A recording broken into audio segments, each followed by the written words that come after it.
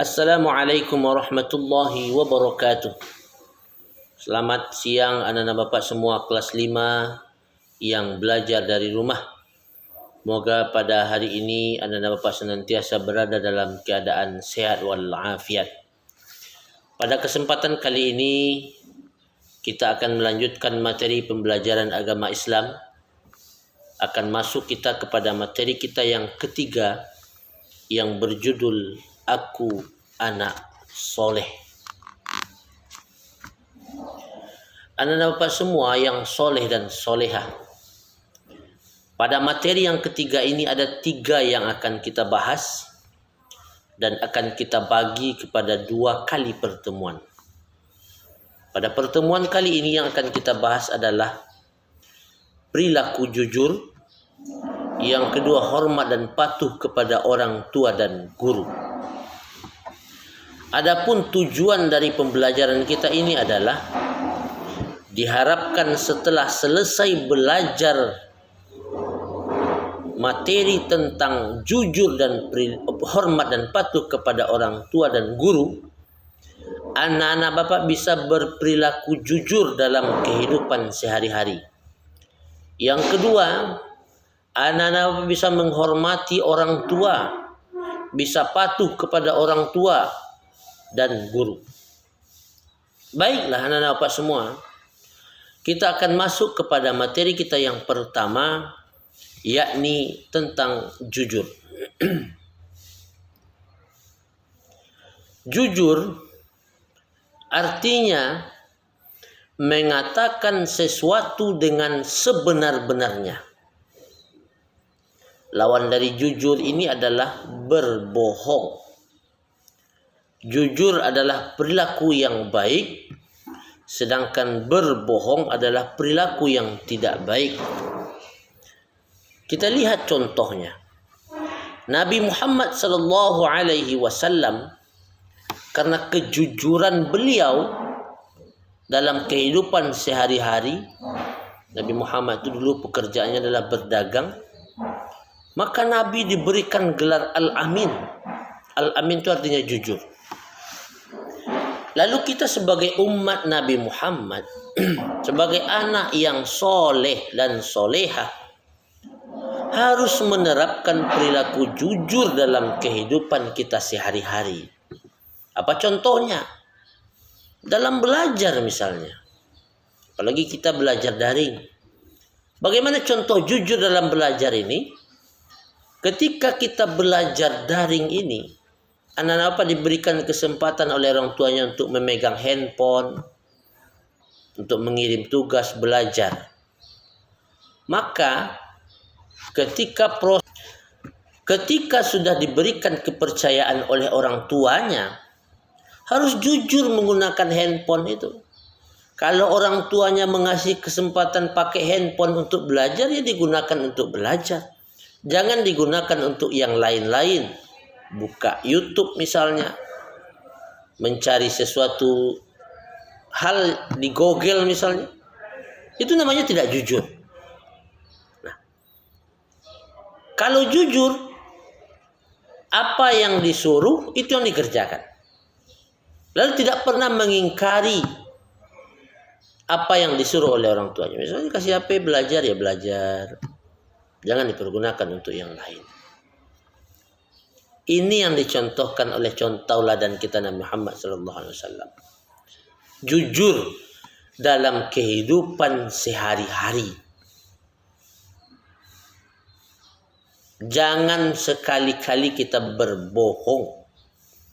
Karena berbohong itu adalah perbuatannya syaitan laknatullah.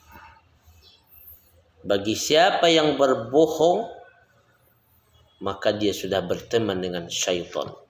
Apalagi zaman sekarang mudah saja bagi orang untuk berbohong.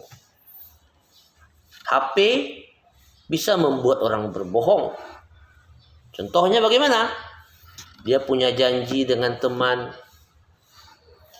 lalu dia berjanji jam 12 siang, berjanji di sebuah restoran atau kafe.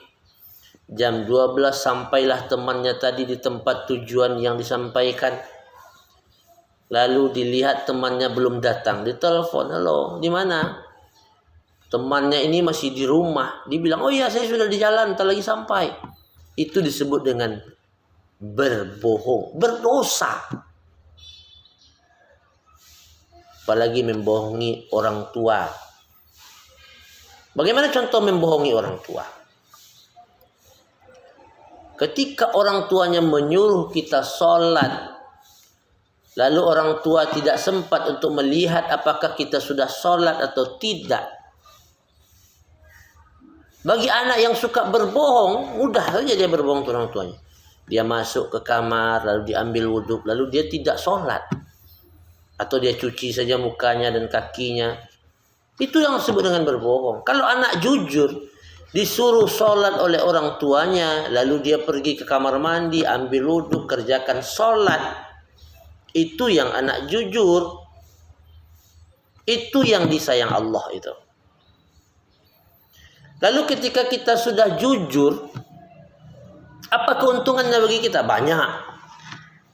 Keuntungan berperilaku jujur itu yang pertama, dicintai oleh Allah Subhanahu wa taala.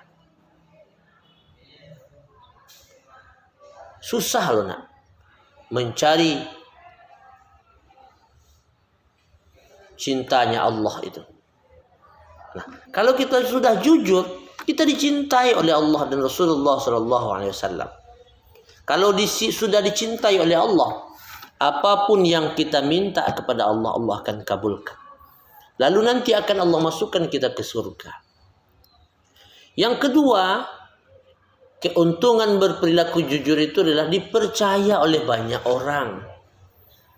Ketika kita jujur kepada orang, orang akan tetap percaya kepada kita. Lalu sebaliknya ketika kita bohong, satu kali saja kita bohong, seumur hidup orang tidak akan percaya sama kita. Yang ketiga, disukai teman dan orang lain. Senang orang berteman dengan kita. Senang orang lain berkawan dengan kita. Kalau kita jujur, kalau kita bohong, orang lain tidak akan mau lagi berteman dengan kita. Yang keempat, hati kita menjadi tenang, damai, tentram, tenang batin kita. Tidak ada gangguan, tidak banyak musuh. Mendapatkan kasih sayang Allah, hati kita akan menjadi tenang. Lalu mendatangkan kebaikan untuk kita. Kemudian yang terakhir, orang yang jujur itu disayang oleh Allah. Lalu ketika Allah sudah sayang, Allah akan mudahkan jalannya untuk menuju surganya Allah. Bukankah itu cita-cita kita semua? Bagaimana nanti ketika hari kiamat sudah terjadi, Allah masukkan kita ke dalam surga yang luasnya seluas langit dan bumi itu. Itu yang pertama, jujur.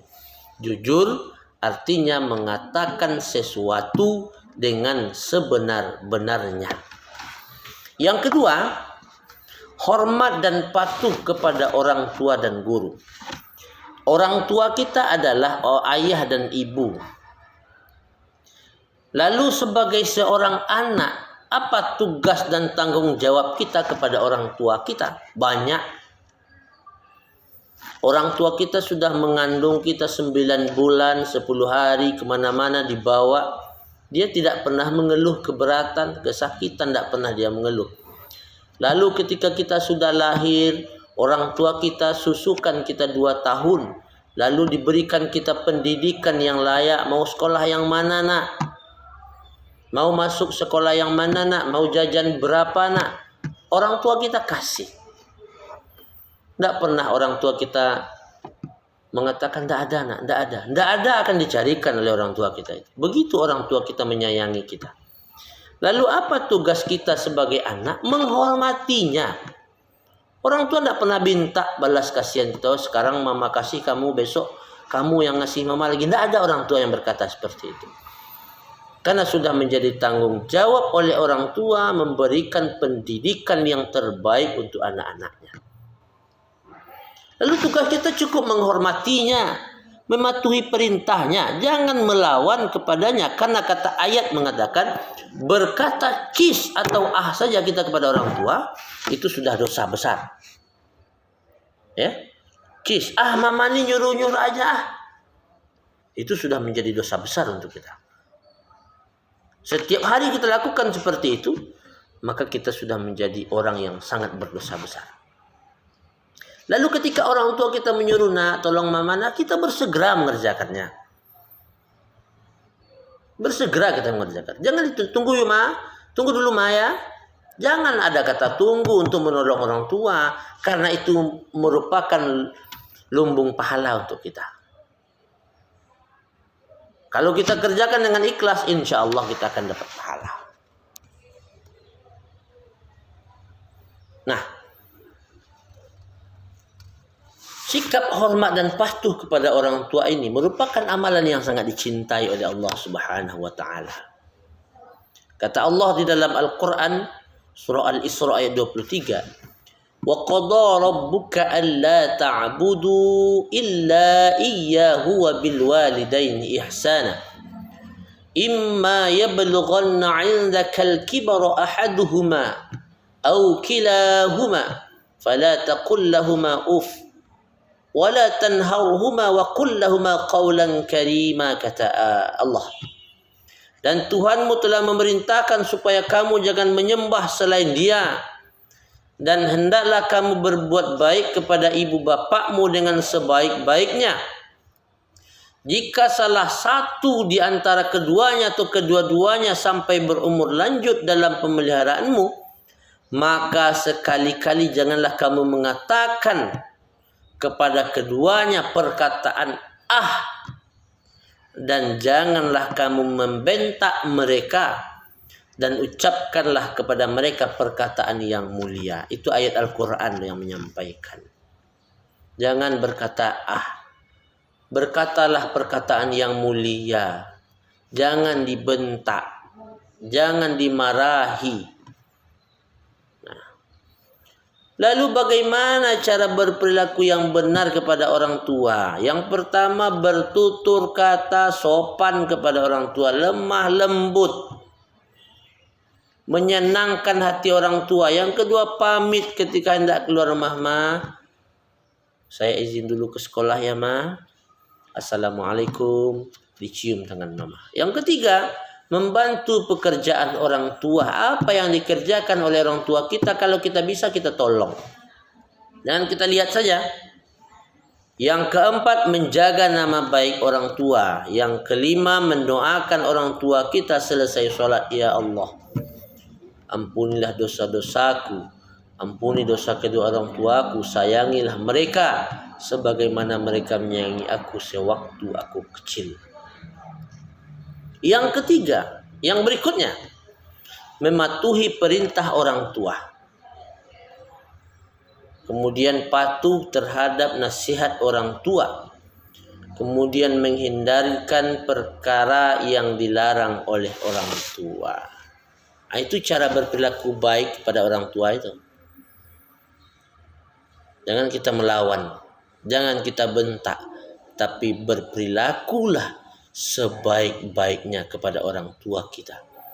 Kalau orang tua kita sudah tiada, doakan mereka selesai sholat. Allahumma gfirli wali walidayya warhamhuma kama rabbayana sighara. Ya Allah, ampuni dosa-dosaku ya Allah, dosa kedua orang tuaku ya Allah.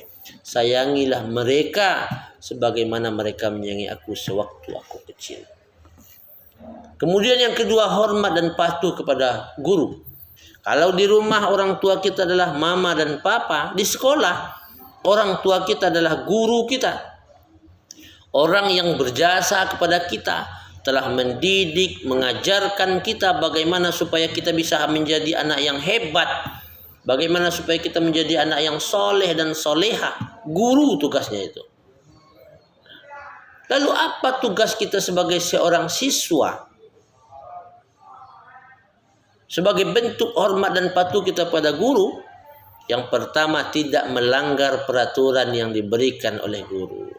Kenapa besok pakai baju putih, celana merah ya, pakai lokasi lengkap, nama lengkap dan segala macamnya. Tidak pernah kita langgar. Yang kedua, menyapa dan memberi salam ketika bertemu dengan guru kita. Assalamualaikum ibu. Senyum kita. Kemudian mentaati perintah guru. Ketika guru memerintahkan buat latihan halaman sekian, kerjakan. Jangan tunda apalagi sampai tidak membuat. Kemudian mengerjakan tugas tepat waktu. Yang kelima, meminta izin ketika ingin keluar kelas. Ibu, permisi ibu, mau ke WC. Itu anak yang patuh pada orang tua dan guru tadi. Dia patuh pada gurunya. Nah, kesimpulan pelajaran kita hari ini adalah Allah perintahkan kepada kita untuk ketiga-tiganya. Allah perintahkan kepada kita untuk jujur. Allah perintahkan kepada kita patuh kepada orang tua. Allah perintahkan kepada kita patuh kepada guru. Ketika ketiga-tiga ini sudah kita laksanakan, insya Allah Allah akan masukkan kita ke dalam surga karena kita sudah tergolong menjadi anak-anak yang soleh. Demikianlah materi kita pada kesempatan kali ini. Mudah-mudahan anak-anak Bapak bisa memahami apa yang Bapak sampaikan. Terima kasih. Wassalamualaikum warahmatullahi wabarakatuh.